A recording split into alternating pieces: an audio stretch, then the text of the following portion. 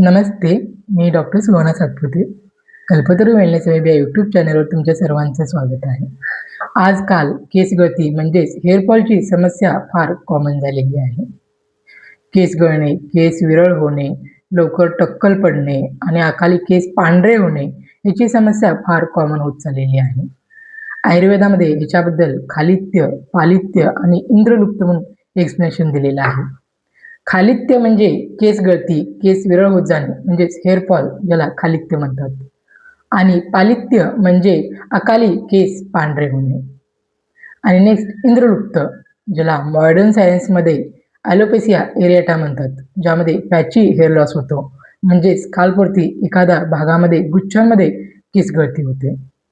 तर आजच्या व्हिडिओमध्ये जाणून घेणार आहोत आपण खालित्य म्हणजेच हेअर फॉलची कोणती कारणे आहेत आणि ते कमी करण्यासाठी आपण कोणते सोपे घरगुती आयुर्वेदिक उपचार करू शकतो. खालित्याचे 3 प्रकार येतात: वातजे खालित्य, पित्तजे खालित्य आणि कफजे खालित्य.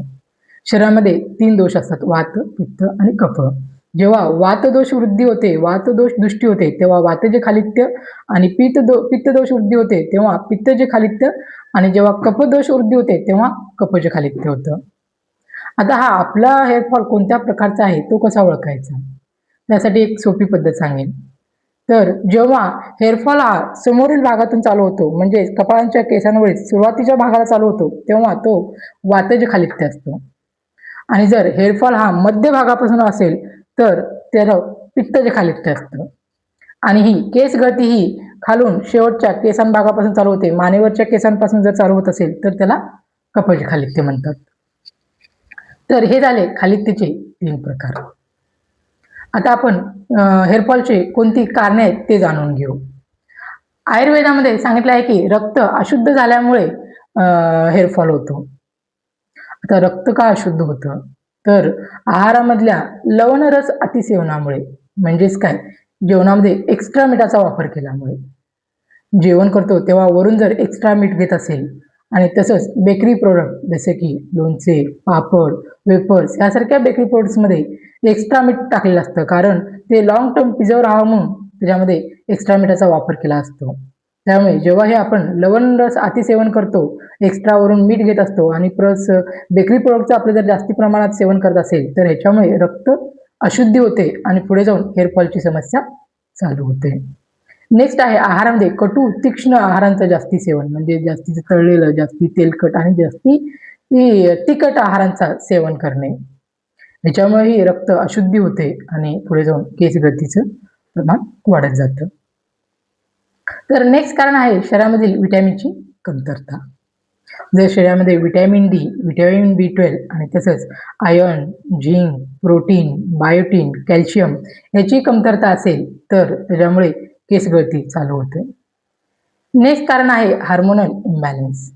आता हार्मोनल इम्बॅलन्स कोणत्या कंडिशनमध्ये होतं, तर मेनोपॉज, PCOD, ड्युरिंग प्रेग्नन्सी, प्रेग्नन्सीच्या दरम्यान आणि प्लस पोस्ट प्रेग्नन्सी चेंजेसमध्ये हार्मोनल इम्बॅलन्स होतं आणि त्याच्यामुळे केस गळती चालू होते. नेक्स्ट कारण आहे स्ट्रेस, डिप्रेशन. स्ट्रेस म्हणजे मानसिक तणावामुळे ही केस गळती चालू होते. नेक्स्ट कारण आहे स्काल्पवरती इन्फेक्शनमध्ये. जर स्काल्पवर डॅन्ड्रफ आणि सोरियासिस, फंगल इन्फेक्शन यासारखे जर स्किन इन्फेक्शन असतील तर ह्या इन्फेक्शनमुळे आपल्या स्काल्पवरती सूज येते आणि त्याच्यामुळे केस गळती चालू होते. नेक्स्ट कारण आहे खराब पाणी. जर पाण्यामध्ये जास्ती प्रमाणात क्षार असेल आणि तसंच पोल्युशनमुळे आणि प्लस सारखे केल्या जाणाऱ्या हेअरस्टाईलमुळे, जर हेअरस्टाईलच्या दरम्यान पण केस एकदम टाईट बांधले जातात तर त्या जास्तीच्या ताणामुळेही हेअरफॉल व्हायला सुरुवात होते. तर हे सर्व पाहिलं आपण हेअरफॉलची कारणे. आता जाणून घेऊया की आपण घरगुती कोणते सोपे उपाय करता येऊ शकतात. जसे की आयुर्वेदामध्ये सांगितलेलं आहे की हेअरफॉल हा रक्त अशुद्ध झाल्यामुळे होतो. त्याच्यामुळे ट्रीटमेंट ही आपल्याला इंटरनली आणि एक्सटर्नली दोन्ही प्रकारे घ्यायची आहे. इंटरनली तुम्हाला आहारामध्ये बदाम, खारीक, अक्रोड, खजूर, काळे मनुके यांचा समावेश करायचा आहे. तसंच रोज 1 चमचा काळे तीळ व्यवस्थित भाजून घ्यायचं आहे आणि रोज 1 चमचा काळे तीळ व्यवस्थित बारीक चावून खायचं आहे. नेक्स्ट पेयमध्ये तुम्ही आवळा ज्यूस आणि बीटरूटचा ज्यूस घ्या. बीटरूटमुळे सगळं रक्तशुद्धीकरण होण्यास मदत होते आणि रक्तशुद्धीकरण झाल्यामुळे हेअरफॉल कमी करण्यास मदत होते. नेक्स्ट आवळ्यामध्ये खूप सारे व्हिटॅमिन सी आणि अँटीऑक्सिडंट्स आहेत. त्याच्यामुळे हेअरफॉल कमी करण्यास तर मदत होते आणि प्लस रिग्रोथ होण्यासही हेल्प होते. तर हे झालं पेयबद्दल. नेक्स्ट आहे आठवड्यातून एकदा शरीर शुद्धी करणं फार गरजेचं आहे. आठवड्यातून एकदा एरंड तेल घेऊन आपल्याला शरीर शुद्धी करायची आहे. कारण जेव्हा अन्न घेतलं जातं तेव्हा ते प्रॉपर डायजेशन जरी झालं तरी थोडंफार अन्न हे इनडायजेस्ट होऊन ते आतड्यांच्या लायनिंगमध्ये असंच चिटकून राहतं आणि पुढे जाऊन ते अन्न तिथे सडतं आणि त्यापासून आम उत्पत्ती होते. म्हणजे त्यापासून टॉक्सिन तयार होतात आणि तेच टॉक्सिन पूर्ण रक्तामध्ये मिक्स होऊन रक्त अशुद्ध करून पूर्ण शरीरामध्ये फिरले जातात आणि ह्याच रक्त अशुद्धीमुळे हेअरफॉल होण्यास सुरुवात होते. त्यामुळे हे काही जे टॉक्सिन्स आहेत, जे काही आतड्यांना चिटकून राहिलेली घाण आहे, ती आपल्याला शरीरातून बाहेर टाकणं हे फार गरजेचं आहे. त्यासाठी तुम्हाला आठवड्यातून एकदा एरंड तेल घेऊन शरीर शुद्धी करणं फार गरजेचं आहे. शरीर शुद्धी करायचा दिवस असेल तेव्हा तुमची सुट्टी असणे, तुम्हाला आराम मिळणे फार गरजेचं आहे. त्यासाठी तुम्हाला एक दिवस अगोदरच प्रिपरेशन करायचं आहे. आदल्या दिवशी तुम्हाला रात्री 7च्या अगोदर जेवण घ्यायचं आहे, हलकं दाल खिचडी वगैरे. आणि दुसऱ्या दिवशी पहाटे 5 ते 6च्या दरम्यान तुम्हाला 30 ते 40 ml एरंड तेल 1 ग्लास गरम पाण्यासोबत घ्यायचं आहे. आणि त्यानंतर तुम्हाला कमीत कमी 5 ते 6 वेळा लूज मोशन होणं अपेक्षित आहे. त्या दरम्यान तुम्हाला सिप बाय सिप गरम पाणी पीत राहायचं आहे. आणि जेव्हा छान कडकडून भूक लागेल तेव्हाच आहार घ्यायचा आहे. तोही तुम्हाला हलका आहार म्हणजेच दाल खिचडी वगैरे घ्यायचा आहे. ह्याच्यामुळे काय होईल, ह्याच्यामुळे तुमची शरीर शुद्धी होईल, आतड्यांची शुद्धी होईल. जे काही शरीरामध्ये जे काही आतड्यांमध्ये घाण चिटकून राहिली आहे ती सर्व स्वच्छ बाहेर टाकून देण्यास मदत होईल. आणि जेव्हा ही सगळी घाण बाहेर टाकून जाईल तेव्हा प्रॉपर डायजेशन होण्यासही मदत होते. सर्व न्यूट्रिएंट्स आहेत ते व्यवस्थित ॲब्झॉर्ब होण्यास मदत होते आणि सगळं रक्त शुद्धीकरण होतं, ब्लड सर्क्युलेशन व्यवस्थित होतं, ब्लड फ्लो व्यवस्थित होतो. त्यामुळे शरीर शुद्धी ही फार महत्त्वाची आहे. तर हे पाहिलं आपण शरीर शुद्धी कसं करायचं त्याबद्दल. आता हे सर्व इंटरनली झालं. नेक्स्ट आहे एक्सटर्नली कोणत्या गोष्टी अप्लाय करायच्या आहेत. नेक्स्ट एक्सटर्नली कोणते लेप आपण स्काल्पवरती अप्लाय करू शकतो. 3 प्रकारचे लेप आहेत. पहिला आहे भृंगराजची पावडर आणि आवळा पावडरचा लेप. भृंगराजला केश म्हणलेलं आहे. याच्यामध्ये गुणच आहे की केस गळती कमी करणे आणि केसांची वाढ करणे. त्यामुळे भृंगराज पावडर आणि आवळा पावडर, आवळामध्ये खूप सारे व्हिटॅमिन सी आणि अँटीऑक्सिडंट्स असल्यामुळे ह्या दोघांच्या कॉम्बिनेशनमुळे हेअरफॉल कमी करण्यास आणि परत रिग्रोथ होण्यास मदत होते. त्यासाठी तुम्हाला 1 चमचा भृंगराज पावडर घ्यायचे आहे आणि 1 चमचा आवळा पावडर घ्यायचे आहे आणि त्यामध्ये ॲलोवेरा घालून ते मिश्रण व्यवस्थित मिक्स करायचं आहे आणि त्यानंतर ते तुमच्या स्काल्पवरती ती पेस्ट अप्लाय करायची आहे. आणि त्यानंतर 1 तासाने माइल्ड शॅम्पूने व्यवस्थित केस धुवून घ्यायचे आहेत. हे झालं पहिला भृंगराज आणि आवळा पावडर. नेक्स्ट आहे कांदा आणि कढीपत्त्याची पेस्ट. कांद्यामध्ये खूप सारे सल्फर आहे आणि कढीपत्त्यांच्या पानामध्ये खूप सारे अँटीऑक्सिडंट्स आहेत. त्यामुळे ह्याच्या कॉम्बिनेशनमुळे हेअरफॉल कमी होण्यास मदत होतेच आणि प्लस केसांची व्यवस्थित रिग्रोथ होण्यासही मदत होते. त्यासाठी तुम्हाला कांद्याची व्यवस्थित बारीक पेस्ट करून घ्यायची आहे. थोडं थोडं पाणी मिक्स करायचं आहे त्यामध्ये आणि व्यवस्थित मिक्सरला फिरवून घ्यायचं आहे. आणि तसंच कढीपत्त्याची पाने व्यवस्थित स्वच्छ धुवून त्याचीही मिक्सरला बारीक पेस्ट करून घ्यायची आहे. त्यामध्येही थोडंसं पाणी मिक्स करायचं आहे आणि ह्या दोघांचं मिश्रण व्यवस्थित मिक्स करून ती पेस्ट तुम्हाला स्काल्पवरती अप्लाय करायची आहे. आणि त्यानंतर 1 तासाने तुम्हाला माइल्ड शॅम्पूने केस धुवायचे आहेत. तर हे झालं सेकंड लेप. थर्ड लेप आहे मेथीदाण्याचं. मेथीदाण्यामध्ये खूप सारं आयर्न आहे, प्रोटीन आहे. त्यामुळे हेअरफॉल कमी होण्यासाठी आणि प्लस रिग्रोथ होण्यासाठी मदत करते. रात्री तुम्हाला 2 चमचे मेथीदाणे भिजत ठेवायचे आहेत आणि सकाळी ते मेथीदाणे व्यवस्थित शिजवायचे आहेत आणि शिजवून थोडंफार थंड करायचं आहे त्याला. त्यानंतर त्याची मिक्सरला पेस्ट करून घ्यायची आहे आणि ती पेस्ट तुम्हाला स्काल्पवरती अप्लाय करायची आहे.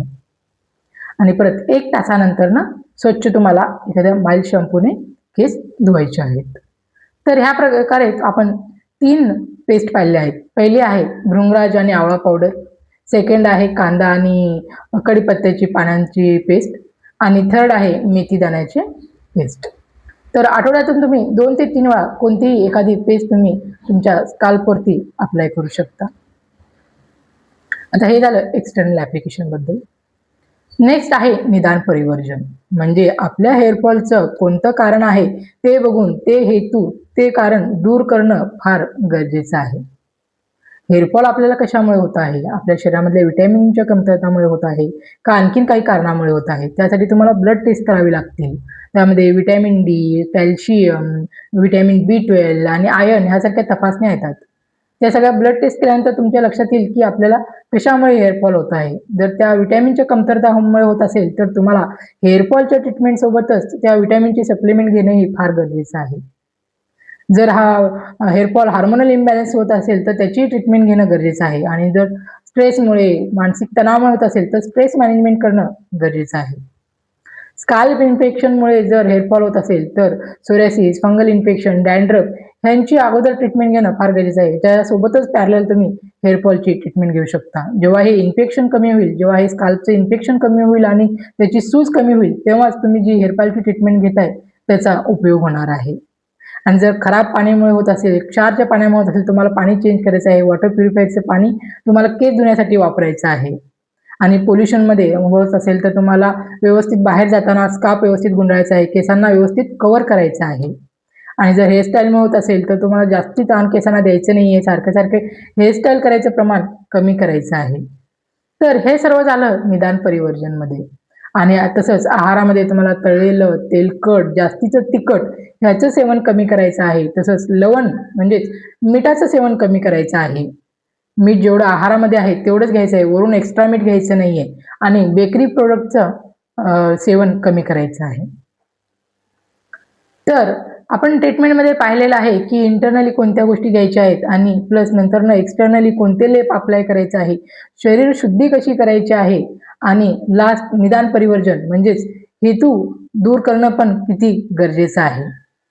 जर तुम्ही कारण दूर करसाल तरच तुमच्या हेअरफॉलची जी काही ट्रीटमेंट घेते त्याचा तुमचा उपयोग होणार आहे आणि हेअरफॉल कमी होणार आहे.